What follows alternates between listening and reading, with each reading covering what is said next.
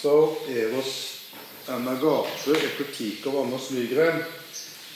The Swedish Lutheran theologian Anders Nygren, 1890 to 1978, published his two-volume study, Den kristna kärlekstanken genom tiderna, Eros och Agape, in 1930, the first part, and in 1936, the second part. And the first full translation into English in one volume was made by Philip Watson and published in 1953 under the title Agape and Eros. And this is the one I have a copy of here.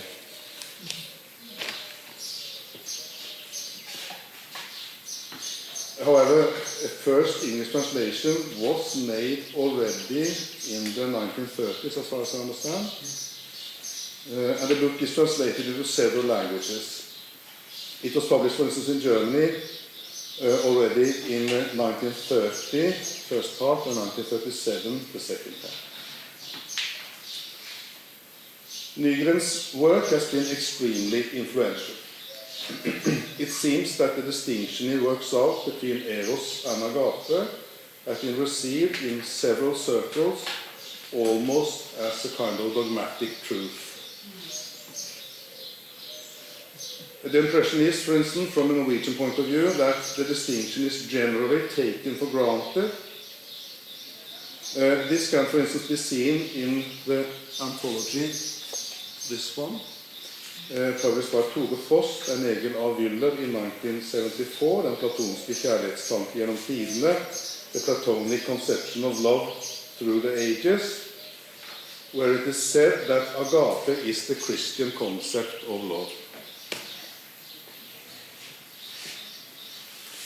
It is generally held that this is also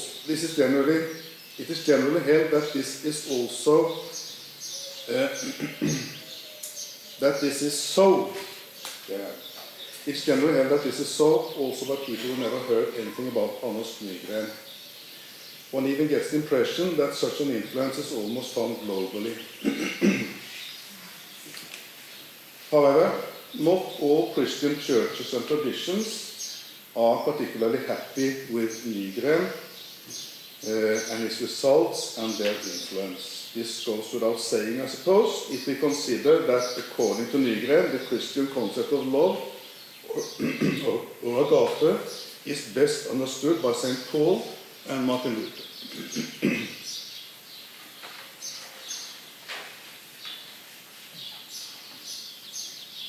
The purpose of the present paper is to present and criticize Nygren's approach and some of his results.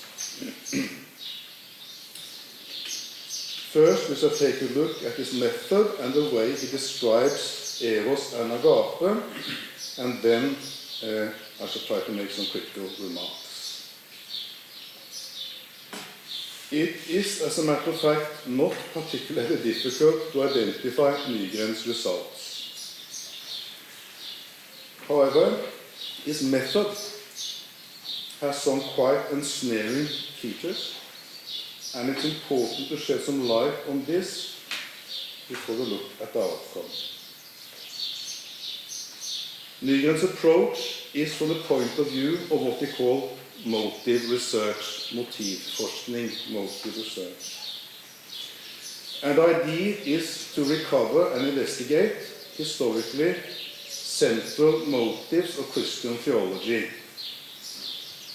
We could ask, however, how Nygren identifies such a motive. It is probably a reasonable guess that for Nygren a central Christian motive is picked from basic ideas of Reformation theology.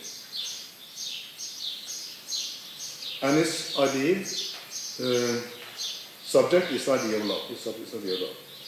And how does he approach this topic?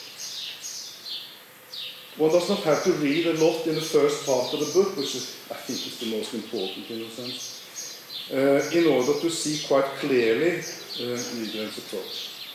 Quite early in the book he states that agape is the transvaluation of all ancient values, He stresses again and again the claim he wants to argue, as if, for him at least, it is already a truth beyond any doubt, and agape and eros originally had nothing to do with one another. And to quote him, there cannot actually be any doubt,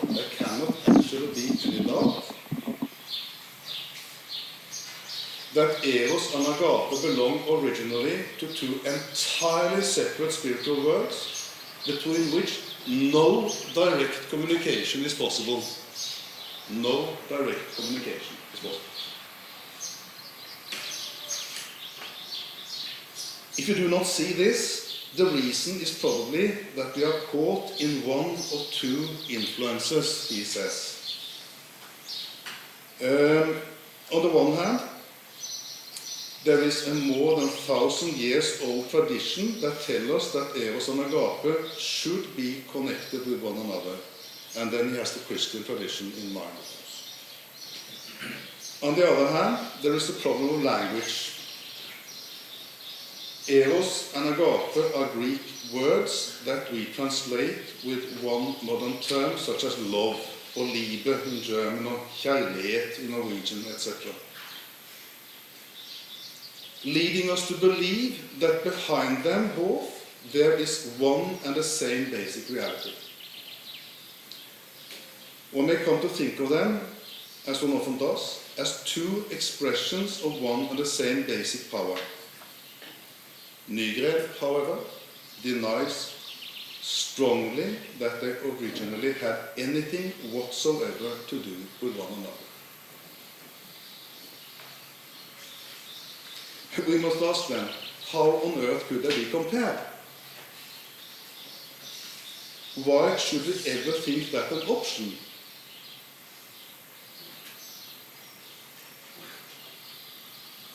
Nygren states that for one thing they have, even if it may look strange, been brought together in Christian history.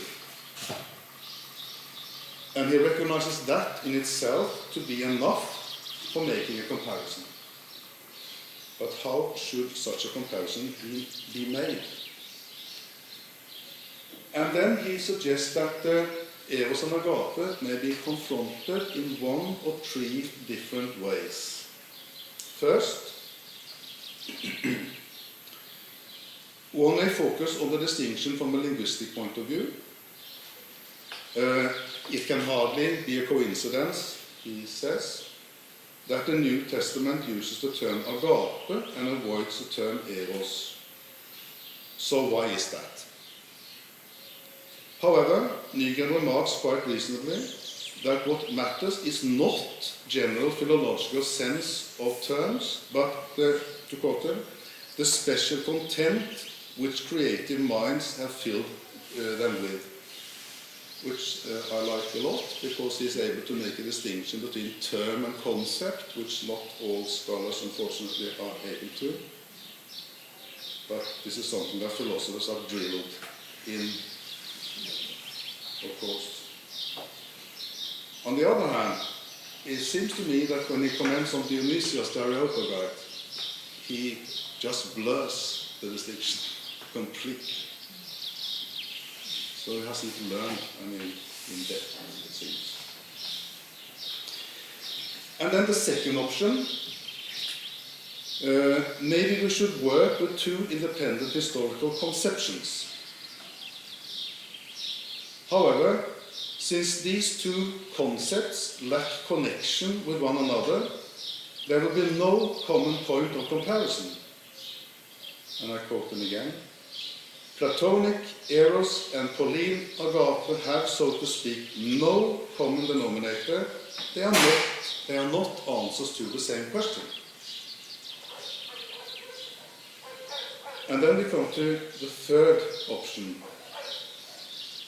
namely the position from which he would like to make his comparison. Eros and agape may be set over against one another as different general attitudes to life. Different general attitudes to life. They may therefore be treated as fundamental motives, grunnmotiver. Before we try to understand what he means with a fundamental motive, we should ask why it should be needful to avoid the second option, I think, make a conceptual comparison. I would think that a normal approach to the historical investigation of a certain concept would be to investigate the literary context in which the relevant terminology occurs. I would suggest that one should make comparisons to identify likenesses and differences, and from such a study try to identify what might be conceptual contents. Of course, if one claims that there are ideas at work which have nothing to do with one another, this procedure might be futile. However, despite Nygren's claims, I really doubt that this is the case. So much for conceptual comparison. What then is the fundamental motive? Very central term for Nygren. Nygren makes a comparison with art and says that a fundamental motive is that which makes a work of art into a unified whole. That which makes a work of art into a unified whole, determines its structure and gives it its specific nature. And on this background, he offers a definition. Well, listen carefully. A fundamental motive is that which forms the answer given by some particular outlook to a general question of such a fundamental nature that it can be described in categorical sense as a fundamental question. If everybody got that, I would be grateful to hear it rephrased in a way that is understandable. We probably need to decode this rather dense saying before I proceed. So, there are general questions of a basic kind that could be asked. There are general questions of a basic kind that could be asked. Let us say, concerning our existence. And certain, let us say, religious outlooks on human existence will provide answers to such questions. Such answers put forward a fundamental motive that provides a grasp of the essence of the particular religious outlook. This seems to be roundabout what he is saying. It would now probably help a lot if he could just get an example of such a fundamental question. And Nygren provides such a question, even if not explicitly put in the linguistic form of a question. He talks of the religious question, the question of the eternal on man's fellowship with God. How should we interpret him here? Maybe this question can be formulated in the following way. How should we understand the nature of man's fellowship with God? That sounded rather simple. How should we understand the nature of man's fellowship with God? And the fundamental motive is brought in as an answer to such a question.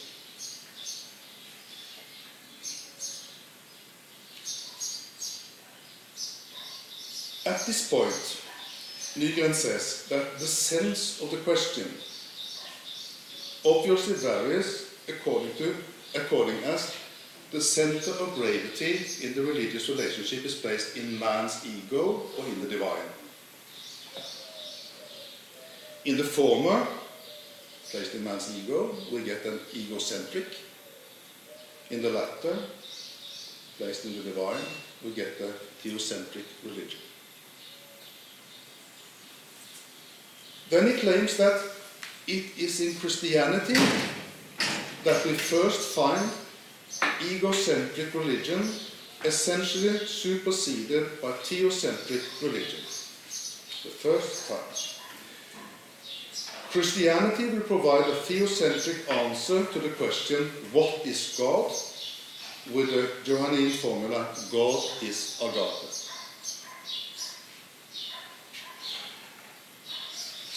But as the argument continues, we find that Nygren brings no less than 3 fundamental motives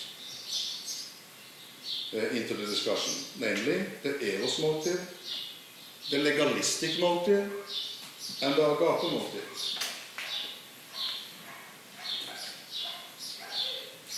And we may gather together some of the main features of the fundamental motives of Eros and Agape as Nygren conceives them.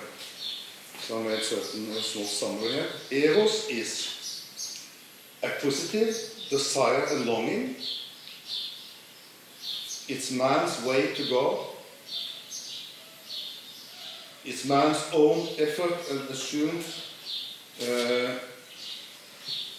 it is man's own effort, and one assumes that human salvation is the work of the human person itself. Eros is egoistic love, a form of self-assertion. It seeks to gain its life as a kind of divine and immortalized life. It is man's love and is motivated by the worth or quality of its object. On the other hand, Agape is sacrificial giving. It comes down and is God's way to man. Agape is divine grace and is totally unselfish love. It is God's love.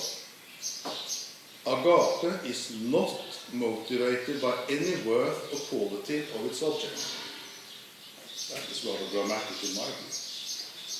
It rather creates value, he says, which becomes a bit obscure to me. The characteristics of Eros are gathered by a selective reading of 2 of Plato's dialogues, namely the Symposium and the Phaedrus. When it comes to the legalistic motive, Nygren applies it mainly in a negative way to put Agape into relief. This is the Old Testament mainly. He stresses that even if Jesus moved within the forms of Old Testament piety, Christianity emerges from Judaism as a completely new religion.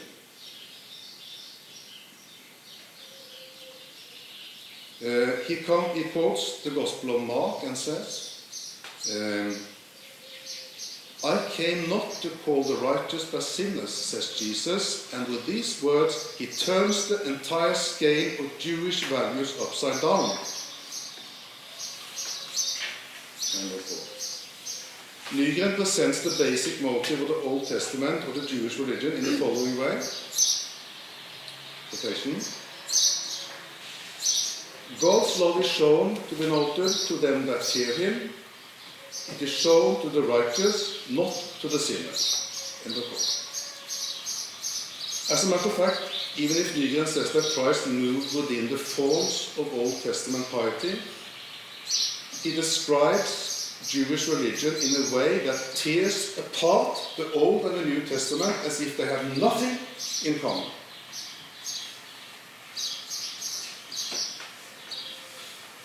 The New Testament Agape motive is so radically new that it should be distinguished from all other conceptions of fellowship with God. One of the most striking points Nygren makes has to do with the unmotivated character of divine agape. Agape is completely groundless in the sense that there is absolutely no value in man that may motivate it. No value in man that can motivate it. The man that is loved by God has no value in himself, and the whole idea that there is some kind of infinite value of the human soul is not at all central in Christianity.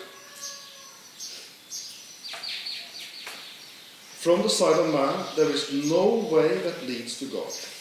Man can only be the receptacle of divine agape, and in his love for his neighbor or his love for God, he is simply a tube through which that which is distinctly divine may flow.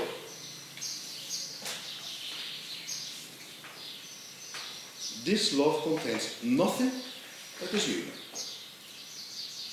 And I quote him, it excludes man's spontaneity,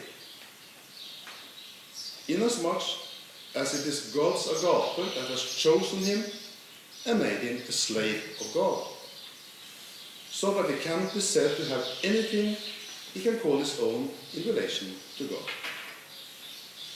End of quote. This is not all. Our love towards God, when God lets it flow through us from his own initiative, does not seek to gain anything. To me, this universe becomes more and more empty. Positive, emotional, moral character. A quotation. It most certainly does not seek to gain anything other than God, but neither does it seek to gain even God himself or his love. Since it in that case probably would have been contaminated by some kind of Eros. That is my comment. God gives his love freely, and Nygren says there is nothing for man to gain by loving God. I think this will do when it comes to presenting Nygren's ideas, and now I will put forward some critical remarks, if it is necessary.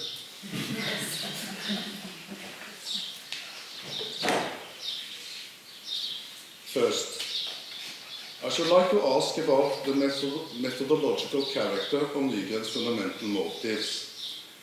How are they gained and what are they?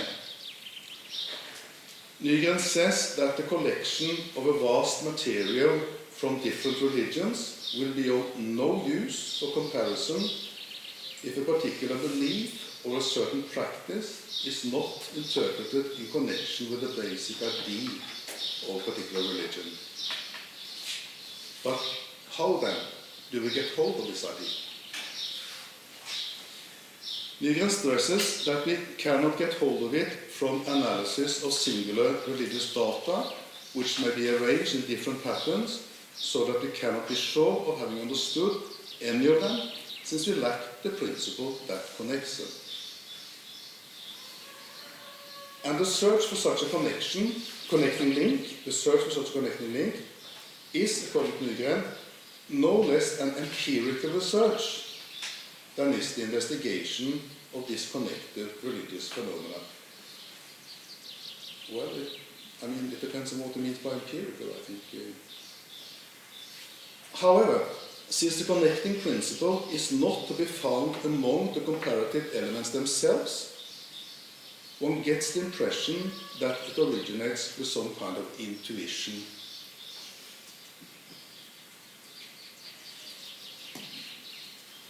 Well, empirical, maybe one could get some sense in this, to connect the empirical with the intuitive, I suppose. Nygren admits that this is the case, what I just have said, but emphasizes that even so, the gains of intuition must be subjected to scientific analysis and verification. But I really wonder what can be deduced from these, I have to say, rather vague remarks. It seems to me that Nygren's fundamental motives have a certain similarity with Kant's a priori conceptions. I'm not the only who have seen that in the background here. If this is correct, it would at least shed some light on how the motives themselves function as measuring sticks for the evaluation of the material. However this may be, the New Testament data for the agape motive are obviously measured against some kind of ideal type that is not empirically gathered from the material itself. So the a priori conception of agape, which is gained through some kind of philosophical intuition, makes it possible to arrange the New Testament material in accordance with how it succeeds, more or less, in establishing the fundamental Christian idea of love. Because, there are differences between the New Testament writings, Nygren points out. Some succeeds more than others. St. Paul is the best, probably. But he evaluates all the New Testament material. Paul understood Christian love better than Jesus. But, of course, he wouldn't say that, but it's just not joke. Sorry if I...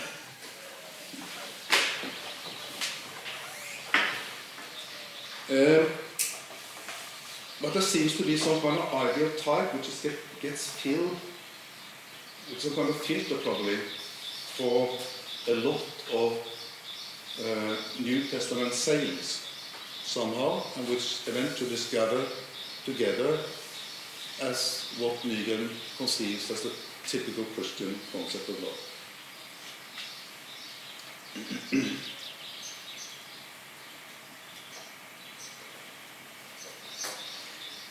One might ask, if we do not buy the intuition methodology, from where could Nygren then have got his fundamental motive? I suppose it is not an improbable answer that he found it in some basic ideas of the Lutheran Reformation, the sola fide and the sola gratia. Nygren makes a lot of his claim that his research is strictly scientific and involves no value judgments. However, I really doubt that that is the case. Secondly,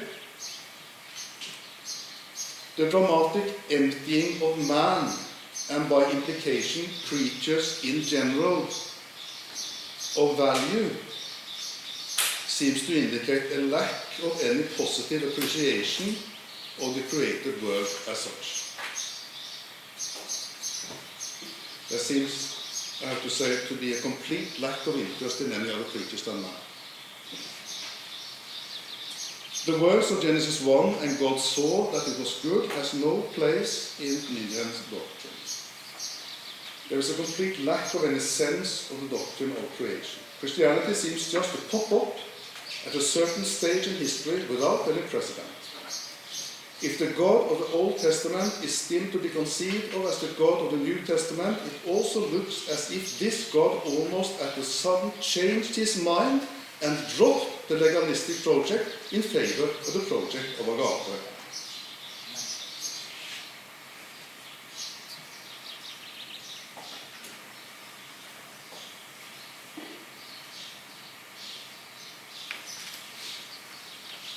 One of the most striking differences between this conception of the scriptures and certain patristic authors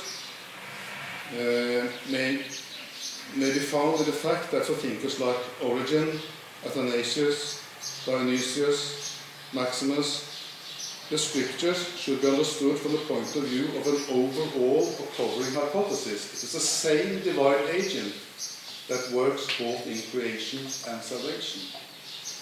There is but one divine economy and one divine providence.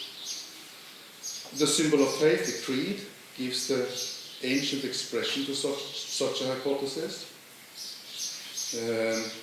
But in Nygren's perspective, the Old Testament loses its religious value as a witness to a completely legalistic motive. So the connection between Judaism and Christianity is, so to say, broken completely in his way of looking at things. But this claim can simply not be true. I really question the validity of Nygren's approach. His project itself should obviously be considered as something, his project itself should be considered as something unprecedented and completely new in the history of religion. But I wonder, is it then in any sense of value for Christianity?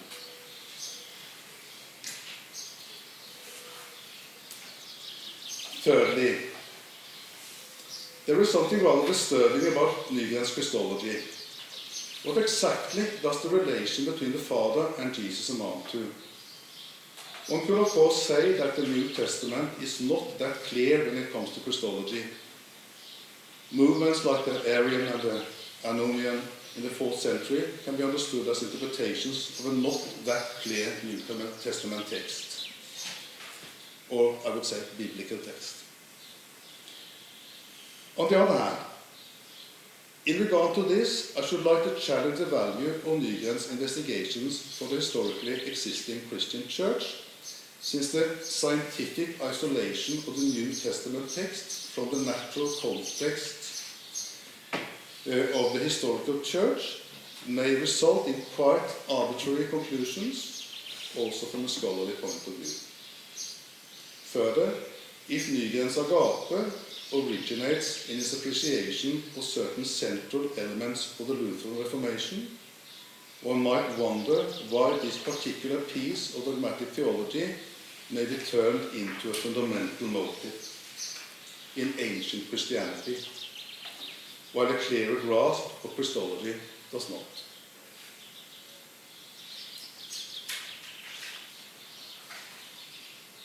How could one, in the context of Christianity, separate Agape from Christ, Christ from Christology, Christology from the divine economy of creation and salvation?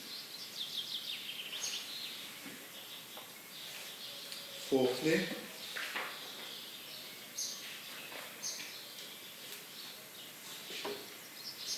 Nygren's reading of the New Testament leaves something to be desired. He claims that human love should be patterned on divine love, but in the Synoptic Gospels, God's love for human beings is explained on analogy with human love. The love of a man for his hungry son, the love of a shepherd for his single lost sheep, the love of a father for a wayward child. In the letter to the Philippians, St. Paul takes into consideration both God's work on man and man's cooperation with God. Namely, he says that he who has begun the good work in you will complete it until the day of Jesus Christ, talking about God. And he also talks about work at your own salvation with fear and trembling. Equally important is it, however, that Paul, in more than one context, speaks of how participation in the divine spirit is fulfilled in the development of virtues in the believer. The most auspicious example is, of course, from Galatians 5:22-23, and I quote that the fruit of the Spirit is love, joy, peace, long-suffering, kindness, goodness, faithfulness, gentleness, self-control. Against such there is no law. And, my comment, it would seem quite strange to argue, I think, that these fruits of the Spirit have nothing to do with any spiritual development, maturity of the believer, but are quite independent of him and external to his being. In the theological scheme of Nygren, however, human beings are reduced to valueless cubes of divine law.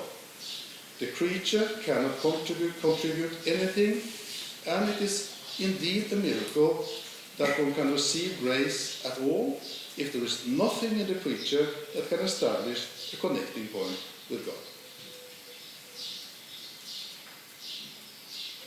One has to read the New Testament with rather thick colored glasses, I think, in order to avoid seeing that God does not approach human zombies, but rather calls the being that is made in the image of God back to himself. There is a last reason which I represent here that I think Nygren's interpretation of the scriptures and his whole project should be completely out of date, namely its anthropocentric character. Of course, anyone that has any acquaintance with his book knows that he brands Eros as being anthropocentric, while Agape is theocentric. That may be so, but in reality, Nygren's description has two poles, God and man, and the rest of creation does not come into consideration at all.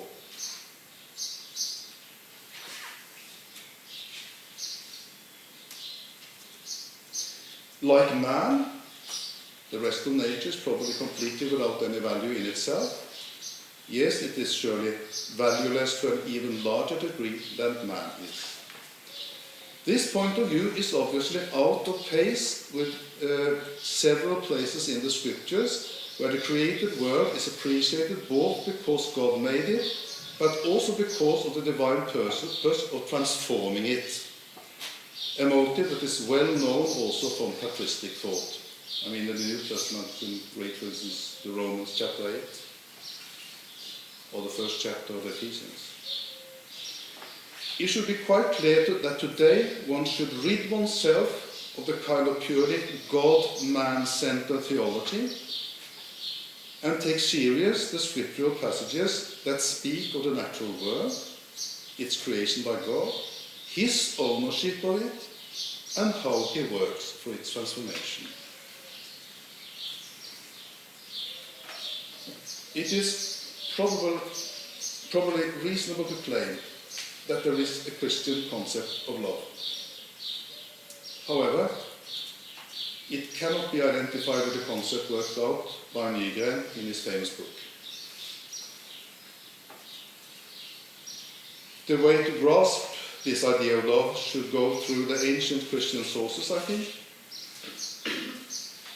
And for those that consider Christian tradition a basic feature of the Church, these sources are not limited to the New Testament writings.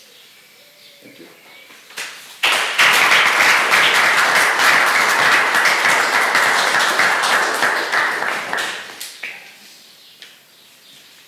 Thank you so much, Torstein. We will now have some time for questions, comments, so you just keep being up here. So the floor is open.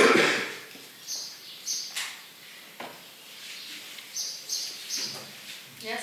Or?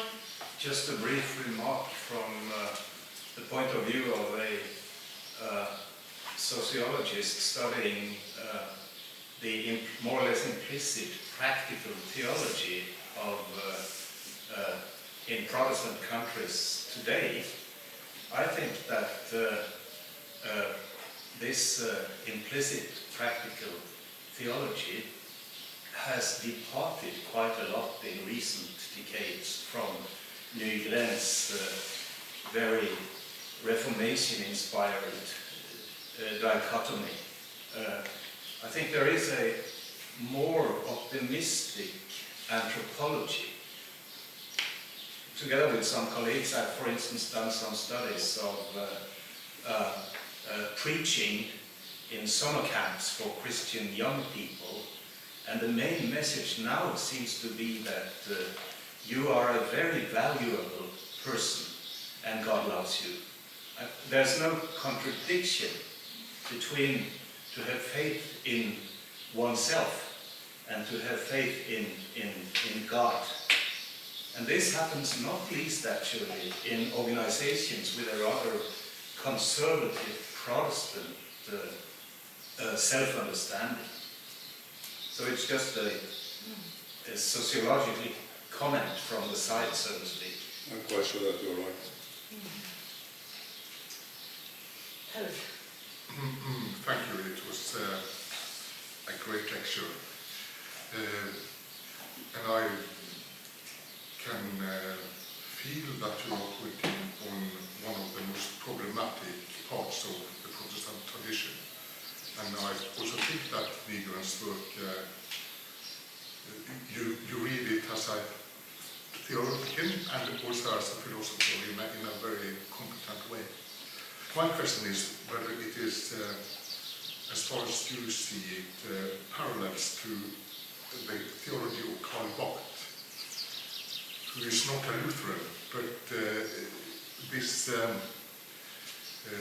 ongoing traffic one way from God to man, and that man in himself cannot find the truth outside the one and single revelation in Christ.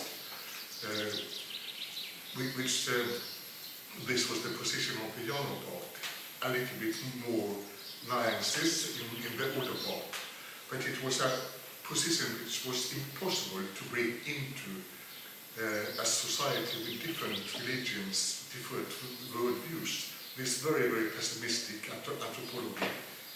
And I think that is also one of the reasons why Nygren and Barth, they are very criticized in contemporary theology.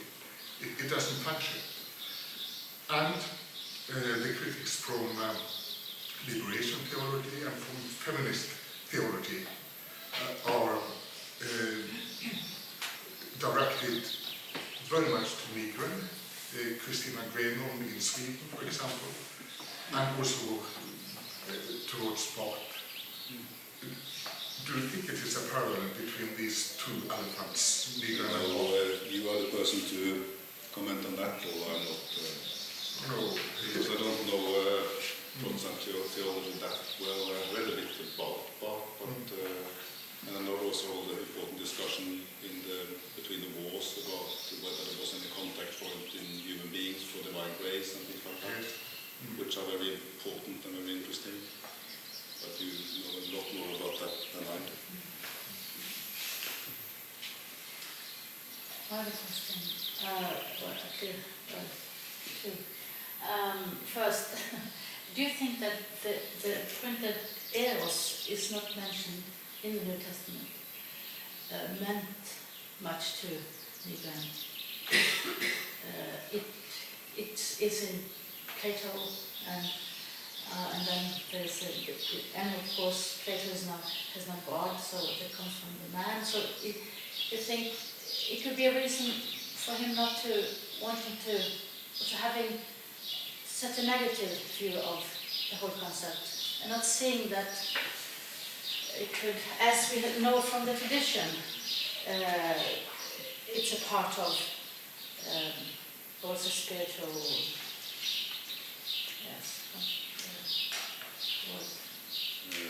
He comments on the fact that Agape is the term that is used in the New Testament and that Eros is avoided, and he says that it cannot be a coincidence, but he is a bit ambiguous, I think, when he distinguishes terms and concepts on the one hand and mixes them together on the other hand, so it becomes a bit confusing. But I think that because the term Agape is used in the New Testament and that Eros is prominent in Plato, at least is very important for him when he shall design, so to say, the two conceptual groups. But then, I think when it comes to Dionysius, if I'm not wrong, he says, Dionysius seems to me, in my perception at least, to mean that something like love originates, and the term is mainly Eros, even though it comments on Agape as a term. But love begins in God and so to say circulates throughout the whole cosmic building. Not in the sense, I think, that the created being is inactive in any sense, but even so, it starts with God and goes through the whole cosmos, as Paulos epistophia, procession and conversion. And then I wonder, doesn't it sound very good for Nygren? But it doesn't, because it says, the way he comments on Dionysius is not bad in one way, But then it says that Dionysius knows nothing about agape. And then I feel somehow that he mixes concept and terms. My second question was that Torstein, I'm not sure if everybody knows, but you are an Orthodox theologian, or Orthodox person. A bit of a theologian, a bit of a philosopher, I hope. Yes, that's right. And I was a bit surprised that you didn't look at Nygren from an Orthodox perspective. Or maybe you have, maybe it is. Because, well, when you mentioned Dionysius, of course, there are so many examples of how in the Orthodox tradition they include Eros in a very, much more open and see it as together with agape. I think you can explain it.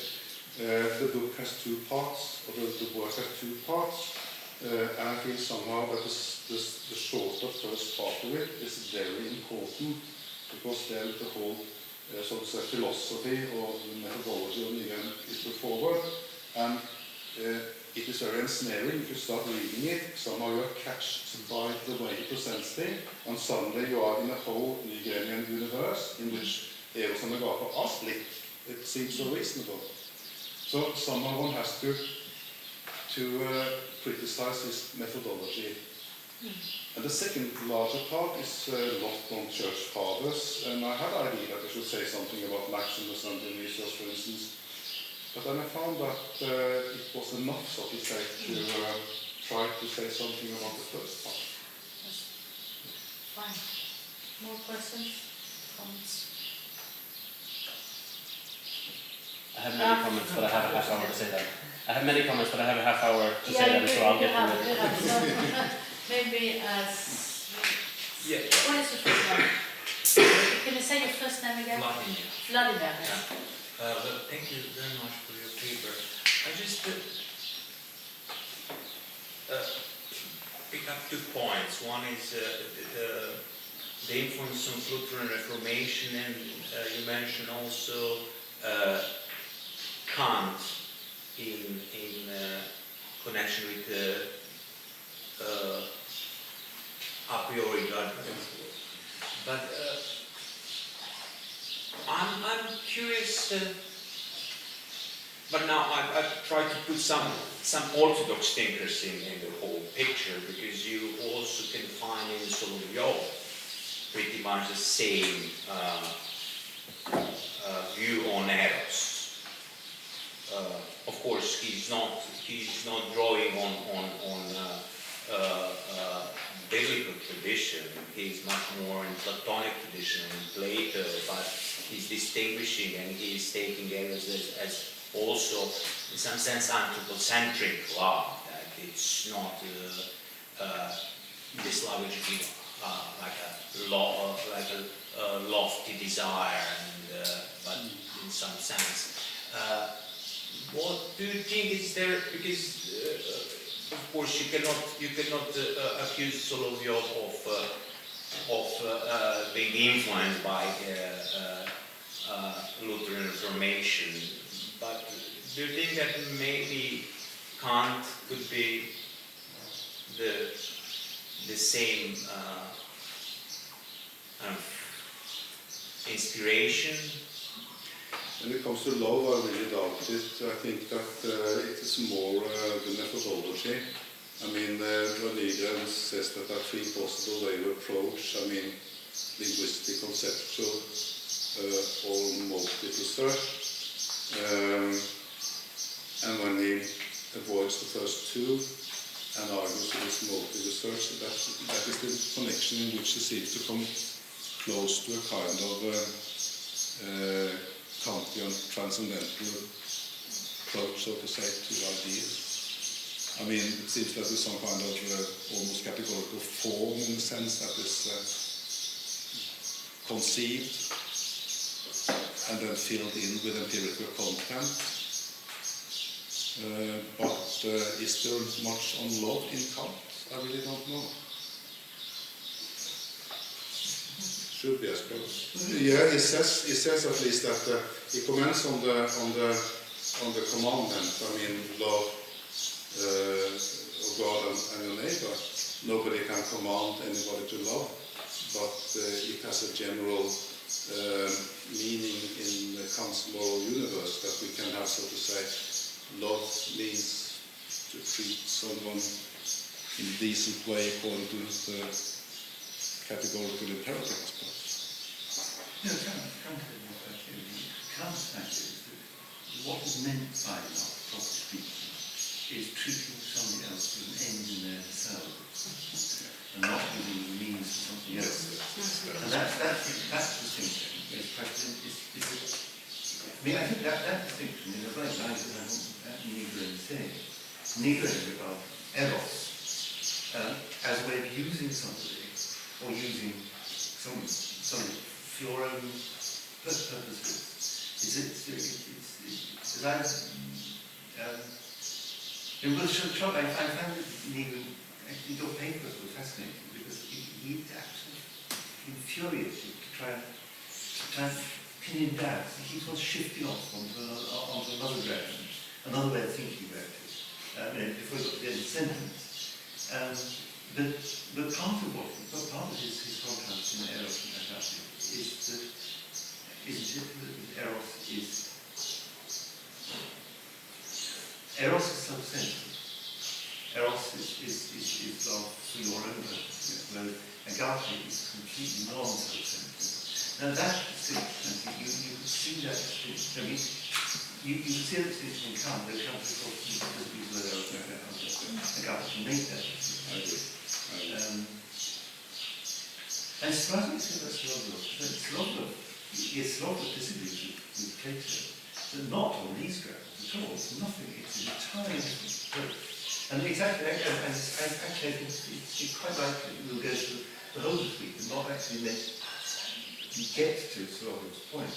Slovlov's point is really what's wrong with Plato is that he's a monologist. It doesn't involve the notion of sex at all. Whereas for Slovlov, human love cannot be understood without taking into account the central experience of love, human love, is sexual love. It's only in sexual love that we are, how can I put it, that the self is, as it were, is stripped away, and we find ourselves concerned for somebody else in a way that excludes our own satisfaction. We're concerned with the other person. Very, very much, actually, Dionysus or something like that. But Dionysus doesn't, Sorobus was that it's only in sexual love. This is our primary experience of a love that excludes love, that makes the other person focus on what we're in. The focus of something that excludes self. That sexual love is the experience of life. And, he has maternal love like that. Even friendship isn't like that. All of these, none of these exclude the self to the extent that is the thing. Now that's a very interesting but it seems to me it's a step that is very, very important. Yes, thank you. Any more questions? Okay. Just a very small addition, if one may say so. So, you've said that, of course, there has been an orthodox response to Nygren. So, I think it's interesting. Stelios Ramphos has a book on Plato Symposium and the aftermath, and he also includes a presentation of Nygren with some Stelios Ramphos. Okay. And he also gives a critical response along with other approaches. So also Tollefsen has taken issues exactly saying that we have this synergistic model in at least orthodoxy, not this monenergism which we find in Nygren. And saying this, I think it's a pity that my knowledge, Christos Gianaras, also in his book, Passion and Eros, does not refer to Nygren. I don't know if I am wrong, but it would be very interesting, at least also, yes, to make the reason, because also Christos Gianaras is one of the thinkers Father Love, of course, has written about the importance of Eros in Christianity. And saying this, I think sometimes the Orthodox, however, think that what Nygren says characterizes in general the West, but that's not the case. And of course also we have Catherine Osborne's book, which again is a counter-argument, but from a Western, let's say, point of view to Nygren. And last, but not least, an interesting thing, I don't know about this archaeology of contrasting Eros with Agape, but around the same time with Nygren, so around 1923, we have a great modern Greek edition of the Symposium by Ioannis Sikouris, which is an excellent edition, critical edition, with commentary and excellent introductions, and in the end, he has an appendix contrasting Eros with Agape. Now, I think it would be also interesting to see, to contrast the approaches. I think because also, I mean, the Christian environment in Athens at that point was also Orthodox, but also with other influences. I think it is interesting to see the points of contact with Nygren, but also, of course, the deviations that classical philologists would have. So, for example, he makes similar remarks with Nygren, but he wants to say that at the end, Platonic Eros has similarities with Christian Agape, and therefore we can compare them. But just to let this also on the table. Yes, thank you. John Julius has written a review about Sikouris' edition, and he claims that it is the best edition of the Symposium that has ever read. Mitrios, you have to follow the rules. Okay. Okay. My Would greatness you like to remains. say? Would you like to? Yes. Comments. I think maybe should we end it with the last? Now, Terry has a question or comment. Just one association to this pessimistic anthropology by Nygren. Do you see a renaissance for such pessimistic anthropologies in most secular versions? For example, in the biology milieu, claiming that that all human behavior, like behavior as in nature, is selfish, and you will not find love in this altruistic way nowhere in nature, and that also not by human. So maybe Nygren will get the renaissance now from the biologists without religion.